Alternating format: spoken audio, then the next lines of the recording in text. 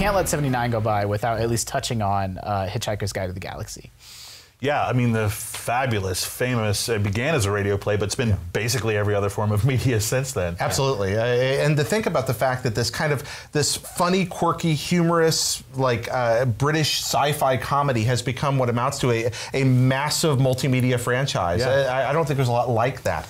Hitchhiker's Guide manages to be clever, funny, sad, and sweet all at the same time, and minute to minute, and it clicks so well. It's the most like quintessentially British thing that I think I've seen, you know, based on what I understand about what it's like to be British, where it is that sort of very self-deprecating humor, you know, and it is very sad and funny at the same time. It really pulls that off. The thing that makes it British, and this is true of, you know, Fawlty Towers, Monty Python, all that other stuff, is they never wink at the audience, right? Like the joke is there and you can get it or not, but we're moving on, right? They don't have that sort of highly arched humor that you found in American comedy in the 70s.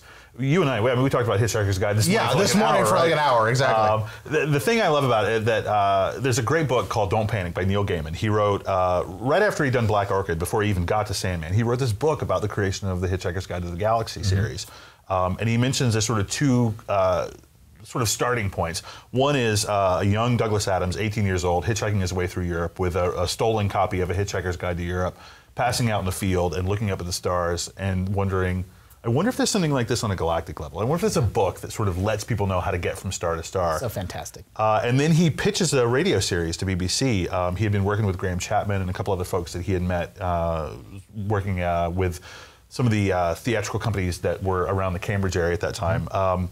And the series was called The Ends of the Earth, and it was going to be episodic, and each installment was going to be a different way that the Earth ends. He thought the first one should be a guy whose house is getting demolished to make way for a hyperspace bypass, or for a bypass, and that the same thing would happen to the Earth in that same episode. And he thought, how interesting would it be to have an alien there to provide additional perspective? And he liked that first idea so much that he combined it with this Hitchhiker's Guide, and that was it. Like, suddenly he had a series.